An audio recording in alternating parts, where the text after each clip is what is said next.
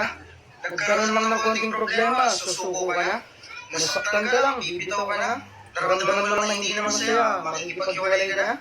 Nagkaroon lang ng pagkukulang tapos hahanapin mo sa iba. Sinayang mo yung taong sobrang minamahal ka. Sinayang mo yung taong walang ibang ginawa kundi intindihin ka. Sinayang mo yung taong walang ibang inisip kundi paano ka magiging masaya. Sinayang mo yung taong tinatanggap ka kahit yung pagkakamali mo ang dami-dami na. Sinayang mo yung taong pinipili pa rin mag-stay sa'yo kahit sobrang nasasaktan na. Pinasuko mo yung taong walang balak sumuko sa'yo.